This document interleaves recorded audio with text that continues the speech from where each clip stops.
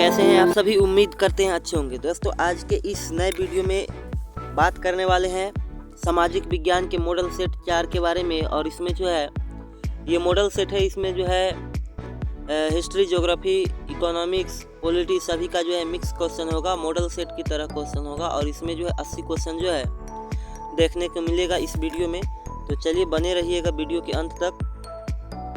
और आज का क्लास जो है शुरू किया जाए। शुरू करने से पहले अगर आप लोग नए होंगे तो कृपया चैनल को सब्सक्राइब कर लीजिएगा ताकि मेरा भी मनोबल जो है बढ़ा रहे, और वीडियो को जो है लाइक कर दीजिएगा, ठीक है ना। तो चलिए शुरू करते हैं आज का क्लास। आज का पहला क्वेश्चन है, रक्त एवं लौ की नीति का अवलंबन जो है कौन किया था या किसके द्वारा किया गया था,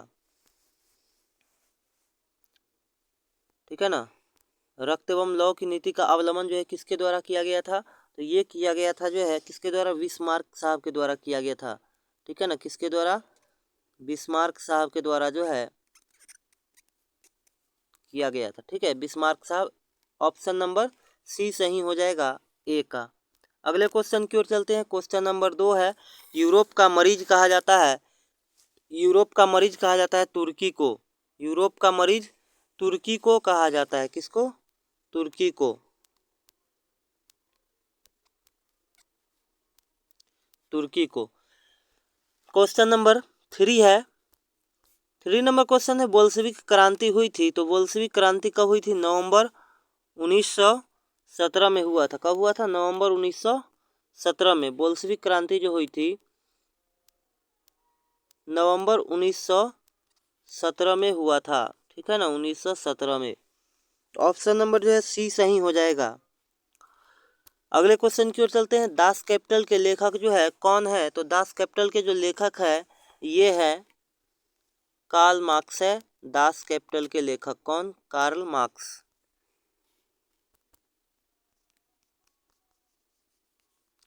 क्वेश्चन नंबर 5 है, अंकोर वाट का मंदिर जो है कहाँ स्थित है, तो काफ़ी बार जो है ये क्वेश्चन जो है एग्जाम में पूछा गया है। ये जो मंदिर है कंबोडिया में स्थित है। कहाँ पे, कंबोडिया में, कंबोडिया में। क्वेश्चन नंबर 6 है, रंपा विद्रोह जो है कब हुआ था, तो रंपा विद्रोह जो है ये कब हुआ था, तो रंपा विद्रोह 1916 में हुआ था। ऑप्शन नंबर बी सही, 1916 में। अगले क्वेश्चन की ओर चलते हैं। क्वेश्चन नंबर 7 है, सेफ्टी लैंप का आविष्कार जो है किसके द्वारा जो है, यानी कि कौन किया था, तो सेफ्टी लैंप का आविष्कार जो है हेम्फ्री डेवी के द्वारा जो है किया जाता है। किसके द्वारा, हेम्फ्री डेवी के द्वारा जो है इसका निर्माण जो है वो किया जाता है। जनसंख्या जो है, जनसंख्या घनत्व जो है सबसे ज़्यादा जो है कहाँ मिलता है। देखिए जनसंख्या घनत्व जो है कहने का मतलब ये है कि लोगों का प्रति वर्ग किलोमीटर निवास करने वाले लोगों की संख्या जो है सबसे अधिक कहाँ मिलती है, गांव में मिलती है, नगरों में मिलती है, कस्बा में मिलता है या फिर महानगर में मिलता है। तो देखिए जनसंख्या घनत्व जो है, जनसंख्या सबसे अधिक जो है देखने को मिलता है या भीड़ भाड़ देखने को सबसे ज़्यादा मिलता है, कहाँ मिलता है, नगर में या गांव में। तो देखिए यहाँ पर नगर भी होगा, लेकिन नगर जो है ना, नगर से जो है बड़ा होता है कौन, महानगर हो जाता है, ठीक है। ग्राम में उतना नहीं मिल पाता है, कस्बा में भी नहीं मिल पाता है। तो यहाँ पर जो है सबसे ज़्यादा जनसंख्या घनत्व जो पूछेगा तो वो क्या हो जाएगा, महानगर हो जाएगा। क्या हो जाएगा, महानगर। अगर इसी क्वेश्चन को पूछता कि सबसे ज़्यादा जनसंख्या पाए जाते हैं, उसमें ऑप्शन देता पहाड़, पठार,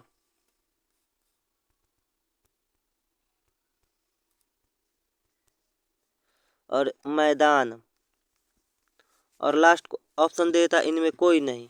इन चारों में जब पूछता कि सबसे अधिक जनसंख्या कहाँ देखने को मिलता है, तब होता मैदानी भाग, ठीक है ना। लेकिन यहाँ जनसंख्या घनत्व बोल रहा है, तो जनसंख्या घनत्व जो है सबसे अधिक कहाँ मिलता है, महानगरों में मिलता है। ऑप्शन नंबर डी सही हो जाएगा।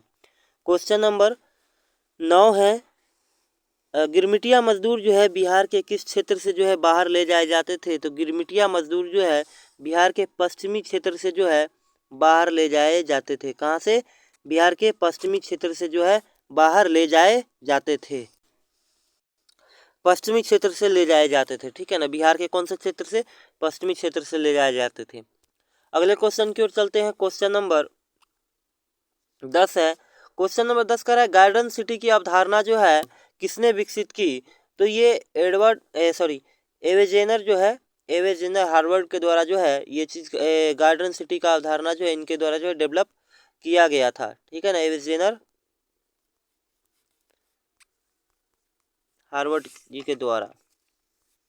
चलिए अगले क्वेश्चन की ओर चलते हैं। क्वेश्चन नंबर 11 है भारत में किस तरह के लोकतंत्र पाए जाते हैं? तो भारत में जो लोकतंत्र पाए जाते हैं वो पाए जाते हैं अप्रत्यक्ष लोकतंत्र। क्या पाए जाते हैं? अप्रत्यक्ष लोकतंत्र। यानी यहाँ पे जो है जनता के द्वारा जो है ना, प्रतिनिधियों को चुना जाता है और उसके बाद जो है उन्हीं प्रतिनिधियों के द्वारा जो है शासन व्यवस्था जो है चलाई जाती है, ठीक है ना। कहीं कहीं पे जो है ये व्यवस्थाएं जो है नहीं होती है, ठीक है ना। चलिए अगले क्वेश्चन की ओर चलते हैं। Question number 12। आदमी अपना सब कुछ छोड़ सकता है परंतु वह जाति व्यवस्था में अपने विश्वास की तिलांजलि, यानी जाति व्यवस्था में अगर उसको कुछ भी अगर जाति के ऊपर अगर बोलिएगा तो वो जो है कतई बर्दाश्त करने जो है नहीं, जो है बर्दाश्त नहीं करेगा और जाति को जो है अपमानित जो है होते हुए नहीं देख सकता है। तो यह जो है कथन जो है कहा गया था जगजीवन राम जी के द्वारा जो है कहा गया था। किसके द्वारा? जगजीवन राम जी के द्वारा जो है ऑप्शन नंबर डी सही, इन्हीं के द्वारा कहा गया था। अगला क्वेश्चन है संघ सरकार का उदाहरण है। तो संघ सरकार, सरकार का जो देखिए अपने यहाँ जो है ना 3 स्तर होता है। एक होता है केंद्र, उसके बाद एक होता है राज्य स्तरीय और एक होता है स्थानीय। तो 3 तरह का शासन व्यवस्था अपने यहाँ जो है पाया जाता है। तो अपने यहाँ तो 3 यानी 3 स्तर का हो गया। अब कहीं कहीं जो है ना केवल एक ही सरकार जो है पूरे क्षेत्र को जो है लीड करता है, यानी पूरे क्षेत्र को चलाता है। तो ऐसे जो है सरकार का उदाहरण है। तो ऐसे सरकार का जो है उदाहरण जो है अमेरिका में देखने को मिलता है। कहाँ पे? अमेरिका में। अमेरिका जो है संघ सरकार का एक उदाहरण है। यहाँ पर जो एक ही व्यक्ति के द्वारा जो है पूरे क्षेत्र को चाहे पूरे क्षेत्र का शासन व्यवस्था जो है संभाला जाता है। क्वेश्चन नंबर 14 है ग्राम पंचायत का बजट पास करता है। कौन पास करता है? तो पंचायत। तो क्या हो जाएगा इसका जो है ग्राम सभा हो जाएगा। क्या हो जाएगा? ग्राम सभा, ठीक है ना। पंचायत समिति, मुखिया, जिला परिषद ये नहीं, ग्राम सभा हो जाएगा। क्या हो जाएगा? ग्राम सभा। अगले क्वेश्चन की ओर चलते हैं। क्वेश्चन नंबर 15 है देश किस देश में जो है बहुदलीय व्यवस्था नहीं है? बहुदलीय व्यवस्था नहीं है यानी सिंगल एक दलीय व्यवस्था है। तो वो जो है क्या है? ब्रिटेन हो जाएगा। ऑप्शन नंबर डी सही। देखिए भारत क्या है? भारत बहुदलीय। यहाँ पे जो है अनेकों जो है काफ़ी जो है राजनीतिक पार्टी है। भारत हो गया, नेपाल हो गया, बांग्लादेश हो गया, पाकिस्तान। तो यहाँ पर जो है अनेकों पार्टी है और ये इसमें से जो है चुनाव के जरिए जो है पार्टी को जो है बहुमत दिला करके जो है सरकारें जो है बनाई जाती है। तो भारत में जो है क्या है? बहुदलीय शासन व्यवस्था है, ठीक है ना। बहुदलीय, यहाँ बोला बहुदलीय नहीं है, ठीक है। तो बहुदलीय नहीं है कहाँ? ब्रिटेन में। तो ऑप्शन नंबर क्या हो जाएगा? डी सही हो जाएगा। क्या हो जाएगा? डी सही। चलिए अगले क्वेश्चन की ओर चलते हैं। Question number 16। एक कथन है कि हाँ असम्मानित लोकतंत्र मैं तुम्हें प्यार करता हूँ। ये कथन किसके द्वारा कहा गया था? तो ये एडवर्ड कारपेंटर के द्वारा जो है कहा गया था। किसके द्वारा? अब्राहम लिंकन के द्वारा नहीं, एडवर्ड कारपेंटर के द्वारा जो है कहा गया था। एडवर्ड कारपेंटर, इन्हीं के द्वारा कहा गया था कि हाँ असम्मानित लोकतंत्र मैं तुम्हें प्यार करता हूँ, ठीक है। एडवर्ड कारपेंटर जी के द्वारा जो है यह कथन कहा गया था। क्वेश्चन नंबर 17 है क्षेत्रवाद की भावना का कुपरिणाम। अब मान लीजिए कि जिसके अंदर क्षेत्रवाद की भावना जो है पनपेगा, है ना, उसे केवल अपने क्षेत्र से लगाव रखेगा, तो इसका कुपरिणाम यानी बुरा परिणाम क्या होगा बाद में? तो अपने क्षेत्र से लगाव, तो अपने क्षेत्र से लगाव तो होगा ही, ठीक है ना, लेकिन कुपरिणाम बोला है राष्ट्रीय एकता। राष्ट्रीय एकता जो है नहीं होगा। राष्ट्रहित, ये भी राष्ट्रहित के लिए सही नहीं होगा। इसको बोलते हैं क्या? अलगाववाद बोलेंगे। क्या? अलगाववाद, यानी बाकी देश दूसरे क्षेत्रों से जो है इसे कोई मतलब नहीं रहेगा। ठीक है, तो यही जो है देश विभाजन का जो है क्या कारण बन सकता है, राष्ट्रीय एकता के लिए जो है यह खतरा हो सकता है। अगले क्वेश्चन की ओर चलते हैं। क्वेश्चन नंबर 18 है, इनमें बहुजन समाज पार्टी के संस्थापक कौन है? तो बहुजन समाज पार्टी के जो संस्थापक है वो है स्वर्गीय कांशीराम। कौन है? स्वर्गीय कांशीराम। ये जो है बहुजन समाज पार्टी के क्या है? संस्थापक है। क्वेश्चन नंबर 19 की ओर चलते हैं। क्वेश्चन नंबर 19 है, इनमें से किस देश में जो है मिश्रित अर्थव्यवस्था पाया जाता है? तो भारत एक ऐसा देश है जहाँ मिश्रित और अर्थव्यवस्था देखने को मिलता है। मिश्रित मिश्रित मतलब सभी कुछ मिला हुआ, जैसे कृषि, एक मिनट, कृषि हो गया, उद्योग हो गया, सेवा क्षेत्र भी हो गया इसके अंतर्गत। तो ये सारे मिल के जो है तब जाके जो है भारत का अर्थव्यवस्था जो है वो चलता है। ठीक है ना, तो ये हो गया क्या? मिश्रित अर्थव्यवस्था। अगले क्वेश्चन की ओर चलते हैं। कह रहा भारत का वित्तीय वर्ष कहलाता है। भारत का वित्तीय वर्ष जो है कौन सा होता है? जो फाइनेंशियल ईयर जिसको बोलते हैं, तो ये होता है 1 अप्रैल से लेकर के 31 मार्च तक का जो टाइम होता है उसको बोलते हैं वित्तीय वर्ष। ठीक है ना, वित्तीय वर्ष 1 अप्रैल से 31 मार्च तक। तो ऑप्शन जो है बी का जो है सही आंसर क्या हो जाएगा? ऑप्शन नंबर सी सही हो जाएगा, 1 अप्रैल से 31 मार्च तक। अगले क्वेश्चन की ओर चलते हैं। क्वेश्चन नंबर 22 है, एक मिनट 22 कैसे, 21 ही होगा। हाँ, क्वेश्चन नंबर 21, विनिमय के कितने रूप है? तो विनिमय के 2 रूप है। ठीक है ना, इकोनॉमिक्स का क्वेश्चन है, वस्तु विनिमय और मुद्रा वाला। ठीक है ना, तो 2 विनिमय, कितने विनिमय के कितने रूप? 2 रूप। क्वेश्चन नंबर 22 है, भारत का केंद्रीय बैंक, भारत का केंद्रीय बैंक या इसी को बोले बैंकों का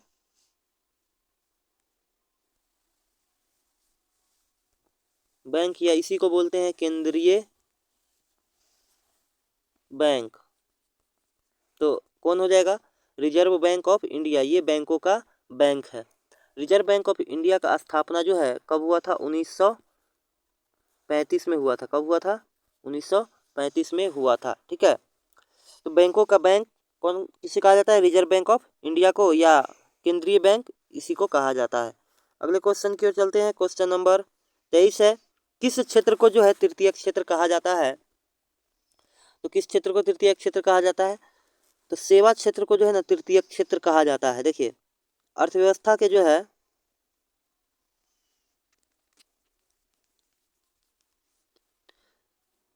3 क्षेत्र होता है। कितना क्षेत्र होता है?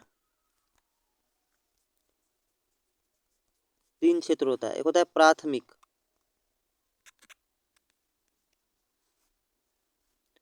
दूसरा होता है द्वितीयक, एक तीसरा होता है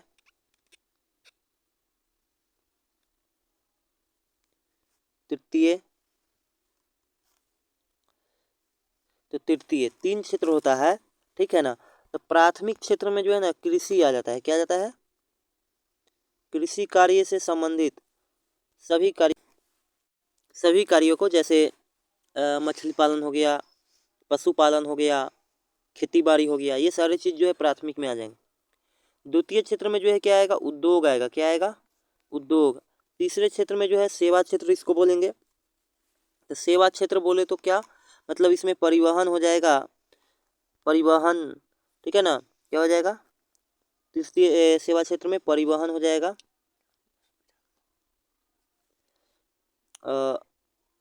हॉस्पिटल हो जाएगा। ठीक है, उसके बाद जो है बैंक हो जाएगा, परिवहन में सारे आ जाएंगे। ठीक है ना, जितने भी है वो सारे आ जाएंगे।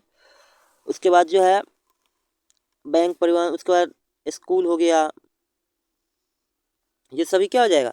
सेवा क्षेत्र हो जाएगा। ठीक है ना, सेवा क्षेत्र, या इसी को बोलेंगे तृतीय क्षेत्र। प्राथमिक क्षेत्र मतलब इसी को बोलते हैं कृषि क्षेत्र, या कृषि जो है किस क्षेत्र के, अर्थव्यवस्था के किस क्षेत्र के अंतर्गत आता है या किस क्षेत्र में आता है? तो प्राथमिक क्षेत्र में।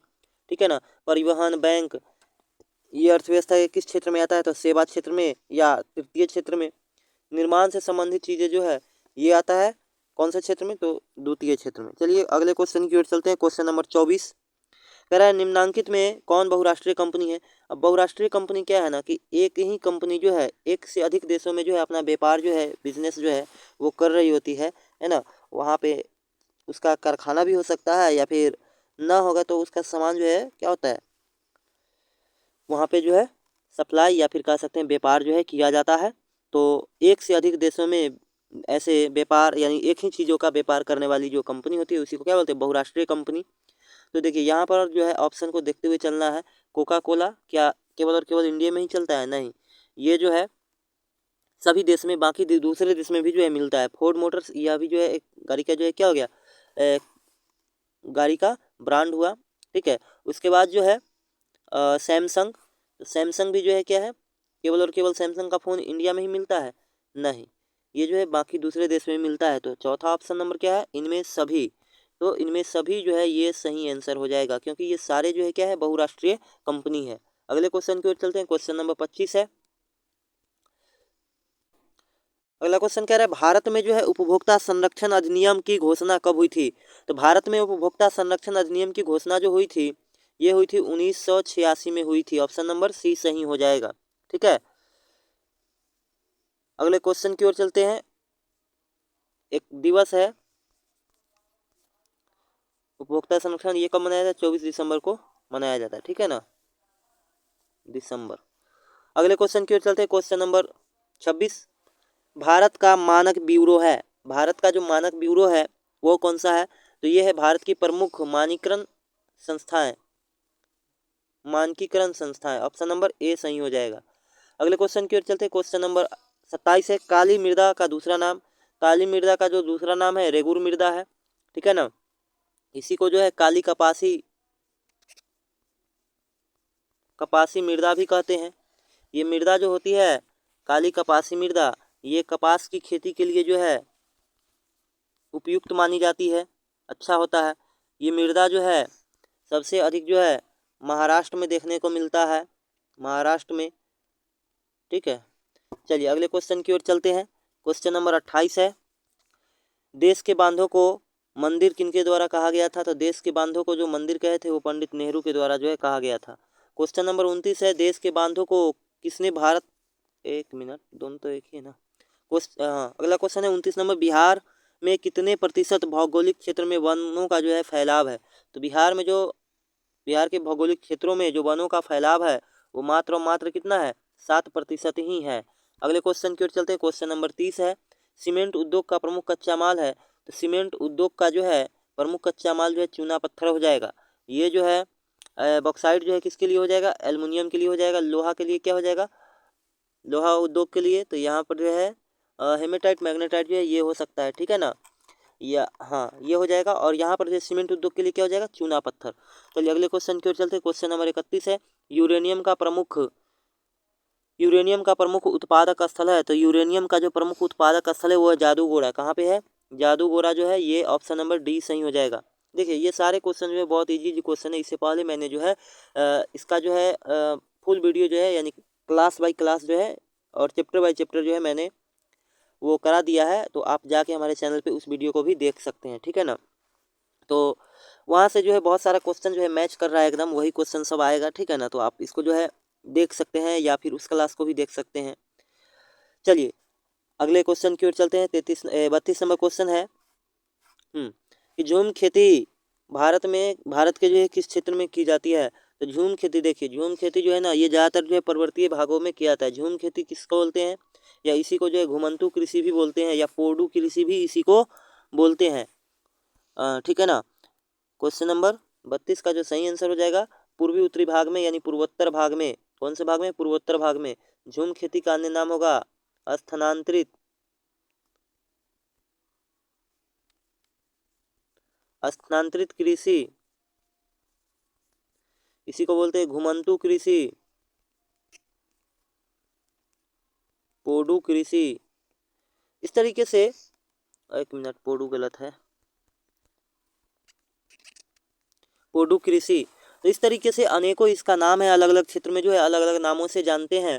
तो ये जो झूम खेती जो प्रचलित है ये किधर है, तो पूर्वी उत्तरी क्षेत्र में जो है प्रसिद्ध है। और झूम खेती जो है पर्वतीय भागों में किया जाता है। इसमें झाड़ी झुरमुट को जो है जंगलों को जो है साफ करके उसमें आग लगा दिया जाता है, और बारिश होने के टाइम में जो है या बारिश होने वाला रहता है जब, तब उसमें जो है बीजों का जो है छिड़काव कर दिया जाता है, ठीक है ना। और उस स्थान पे साल 2 साल 3 साल मैक्सिमम 2 से 3 साल तक जो है खेती किया जाता है। उसके बाद जो है लोग जो है यही तरीका को फिर से जो है इसी तरीका को किसी दूसरे स्थान पर फिर से जंगल साफ करके, है ना, और राख पे जो है खेती करते हैं। तो इसलिए इसको जो है स्थानांतरित कृषि या इसी को घुमंतू कृषि या इसी को पोडू कृषि या झूम कृषि और अलग अलग क्षेत्रों में जो है इसे अलग अलग नामों से जो है जाना जाता है। क्वेश्चन नंबर 33 है अगला क्वेश्चन, इनमें से कौन जो है उपभोक्ता उद्योग है।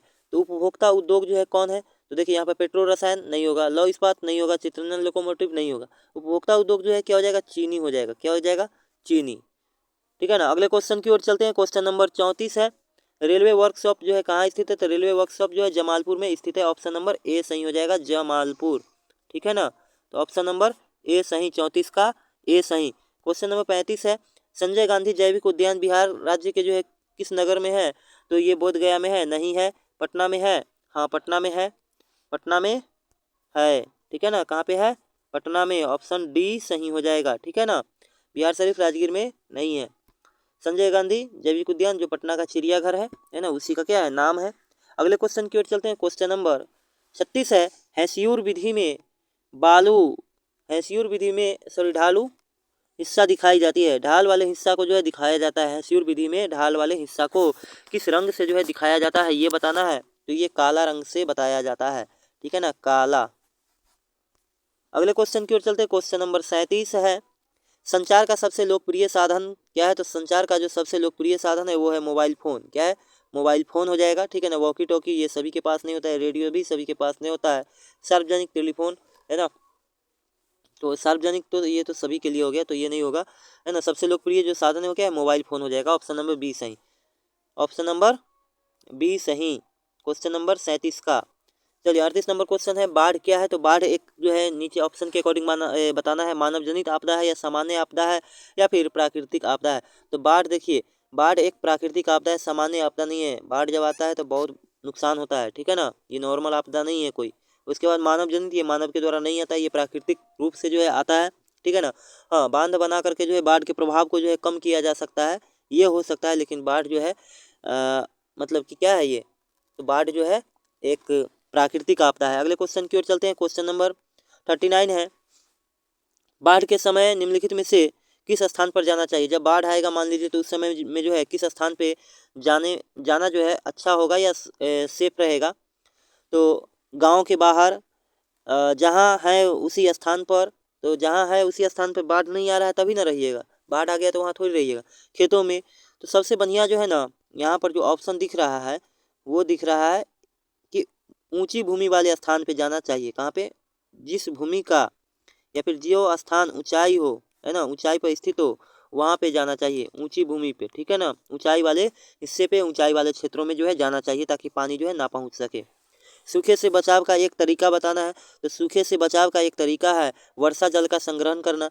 वर्षा जल को जो है संग्रहित करके टैंक बना के जमीन में, और उसमें जो है ना क्या करना, उस पानी को जो है जमीन के नीचे जो है भेजना, ठीक है।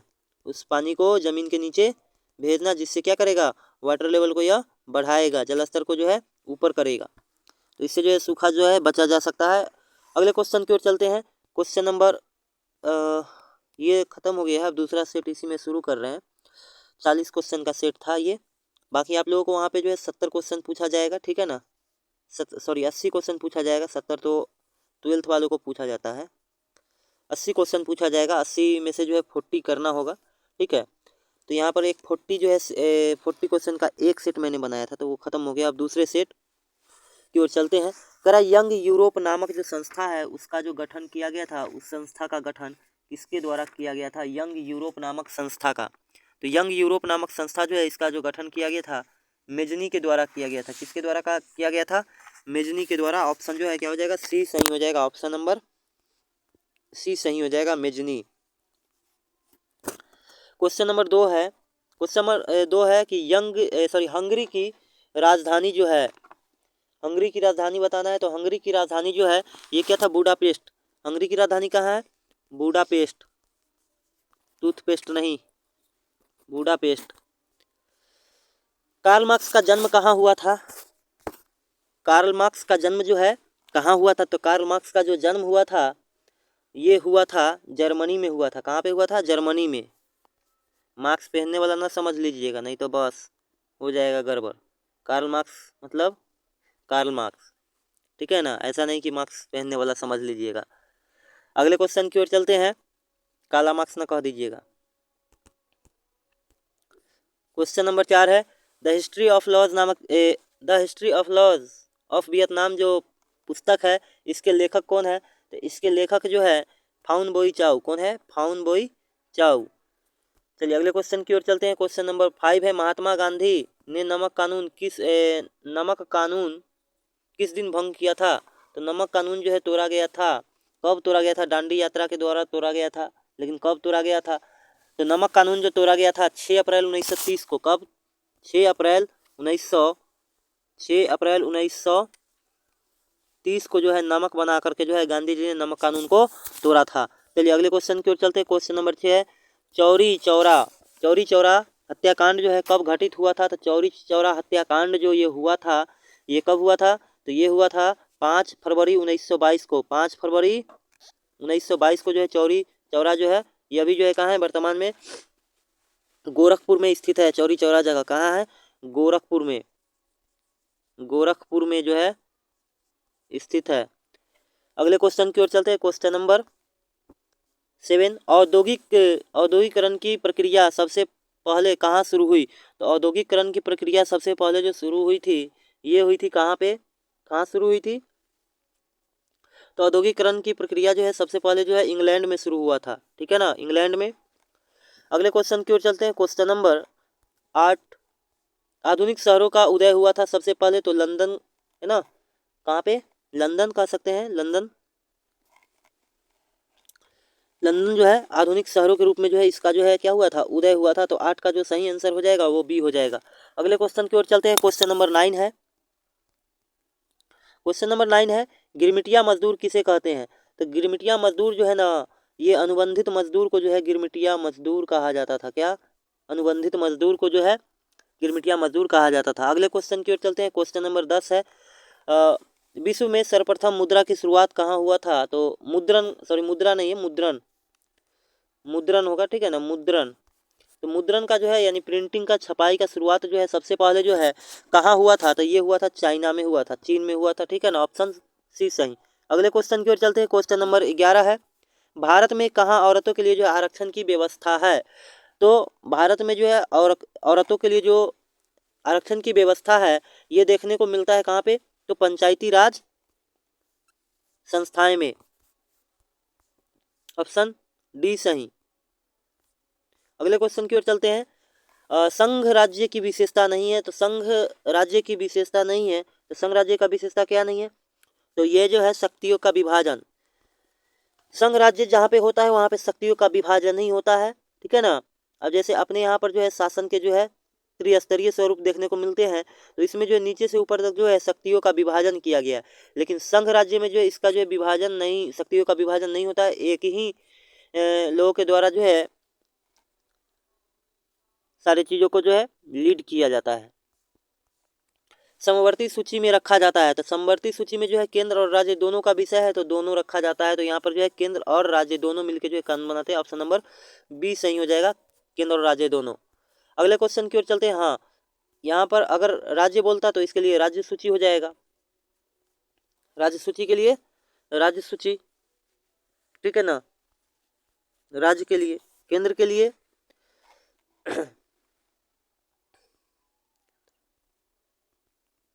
ठीक है, केंद्र। चलिए अगले क्वेश्चन की ओर चलते हैं। सूचना के अधिकार आंदोलन की शुरुआत जो है ये भारत में कहाँ से हुआ था, तो ये हुआ था राजस्थान से शुरू हुआ था। कहाँ से हुआ था, राजस्थान से, ऑप्शन नंबर ए सही हो जाएगा। चलिए अगले क्वेश्चन की ओर चलते हैं। 15 नंबर क्वेश्चन है राजनीतिक दल का जो है आशय है, राजनीतिक दल का आशय है। 15 का जो सही आंसर हो जाएगा वो क्या हो जाएगा, व्यक्तियों के समूह से, व्यक्तियों के समूह से जो है हो जाएगा राजनीतिक दल का आशय। ऑप्शन नंबर बी सही। क्वेश्चन नंबर 16, लोकतंत्र जनता का, जनता के द्वारा और जनता के लिए शासन है, यानी लोकतंत्र जो है जनता का शासन है और जनता के लिए ही है, ठीक है ना, और जनता के द्वारा ही चलाया जाता है। यह कथन जो है किनका था, किनका मानना था, तो ये जो है अब्राहम लिंकन साहब का जो है मानना था, ठीक है ना, Abraham Lincoln, option number C. अगले क्वेश्चन की ओर चलते हैं। क्वेश्चन नंबर 17 है, गठबंधन सरकार की पकड़ जो है प्रशासन पे कैसा होता है ये बताना है। यानी गठबंधन सरकार मतलब 2-3 पार्टियों को जो है मिला करके जो मतलब पार्टी बनाई जाती है ना, या सरकारें बनाई जाती है, ठीक है, तो उसका जो है प्रशासन पे पकड़ जो है कैसा होता है, तो उसका जो प्रशासन पे पकड़ होता है ढीली होता है। कैसा होता है? ढीली। चलिए अगले क्वेश्चन की ओर चलते हैं। क्वेश्चन नंबर 18 है, चिपको आंदोलन की शुरुआत जो है किस राज्य से शुरू हुई थी, तो चिपको आंदोलन का जो शुरुआत हुआ था ये उत्तराखंड से हुआ था। कहाँ से हुआ था? उत्तराखंड के गढ़वाल क्षेत्र से जो है शुरू हुआ था। उत्तराखंड के गढ़वाल क्षेत्र से, गढ़वाल क्षेत्र से जो है शुरू हुआ था। अगला क्वेश्चन है, इनमें किसे जो है पिछड़ा राज्य कहा जाता है, तो पिछड़ा राज्य किसको कहा जाता है? यहाँ पर जो है बिहार है, तो इकोनॉमी में सबसे पीछे है, ठीक है, तो बिहार हो जाएगा। अगले क्वेश्चन की ओर चलते हैं। क्वेश्चन नंबर 20 कह रहा संपूर्ण क्रांति का नारा किसने दिया था, तो संपूर्ण क्रांति का नारा जो है जयप्रकाश नारायण जी के द्वारा पटना के गांधी मैदान में जो है इनके द्वारा जब भाषण दिया गया था तब जो है दिया गया था, ठीक है ना, जयप्रकाश नारायण जी के द्वारा जो है संपूर्ण क्रांति का नारा दिया गया था। चलिए अगले क्वेश्चन की ओर चलते हैं। क्वेश्चन नंबर 21 है, भारत में किस राज्य की प्रति व्यक्ति आय जो है सबसे ज्यादा है, तो प्रति व्यक्ति आय के मामले में अगर बोला जाए तो प्रति व्यक्ति आय जो है सबसे ज्यादा है गोवा का। कहाँ का? गोवा का, ठीक है ना। चलिए अगले क्वेश्चन की ओर चलते हैं। अगला क्वेश्चन है क्वेश्चन नंबर 22, साख पत्र कितने प्रकार के होते हैं, तो साख पत्र जो है ये 8 प्रकार के होते हैं। कितने प्रकार के? 8 प्रकार के होते हैं। क्वेश्चन नंबर 23 है, भारत की आर्थिक व्यवस्था है, भारत की आर्थिक व्यवस्था जो है किस तरीके का है, तो आर्थिक व्यवस्था जो अभी भी ये क्वेश्चन कराए हैं तो यहाँ पर जो है कैसा है? मिश्रित है। भारत की अर्थव्यवस्था कैसा है? तो मिश्रित अर्थव्यवस्था है वाला देश है। क्वेश्चन नंबर 24, क्वेश्चन नंबर 24 है कि इनमें से कौन एक बीमारू राज्य नहीं है सो बताना है, तो बीमारू राज्य कौन नहीं है? कर्नाटक नहीं है, ठीक है ना, बाकी सभी बीमारू राज्य के अंतर्गत आते हैं, तो क्या हो जाएगा? कर्नाटक। 24 का ऑप्शन नंबर सी सही। अगले क्वेश्चन की ओर चलते हैं। क्वेश्चन नंबर 25 है, वैश्वीकरण के मुख्य अंग कितने हैं, तो वैश्वीकरण के जो मुख्य रूप से जो अंग है 5। कितने? 5। वैश्वीकरण के मुख्य अंग है 5। अगले क्वेश्चन की ओर चलते हैं। क्वेश्चन नंबर 26, सोने के आभूषण की शुद्धता की पहचान किस चीज से की जाती है, तो हॉलमार्क से किया जाता है। किससे? हॉलमार्क से जो है इसका पहचान जो है किया जाता है, हॉलमार्क। ऑप्शन नंबर सी सही। कोयला किस प्रकार का संसाधन है, नवीकरणीय, अनवीकरणीय, जैव, अजैव, तो कोयला जो है कैसा संसाधन है? एक अनवीकरणीय संसाधन है। कैसा संसाधन है? अनवीकरणीय। इसका जो है पुनः पूर्ति जो है संभव नहीं हो पाता है, जितना मात्रा है उस मात्रा में से जो है जितना यूज किया जाता है उतना जो है कमते जाता है ना, इसलिए इसको क्षयशील, परंपरागत, ठीक है, अनवीकरणीय संसाधन जो है बोला जाता है। क्वेश्चन नंबर 28 है, 28 नंबर क्वेश्चन कर रहा है, मरुस्थलीय मृदा किस राज्य में पाई जाती है, तो मरुस्थलीय मृदा किधर मिलेगी, तो जहाँ पे मरुस्थल होगा वहीं ना मिलेगा। मरुस्थल कहाँ है इंडिया में, तो राजस्थान, इसलिए जो है मरुस्थलीय मृदा कहाँ मिलेगा? राजस्थान क्षेत्र में। अगले क्वेश्चन की ओर चलते हैं। क्वेश्चन नंबर 29 है, कुल जल का कितना प्रतिशत भाग जो है महासागरों में निहित है, तो कुल जल का जो है 95.5% जल जो है ये महासागरों में निहित है।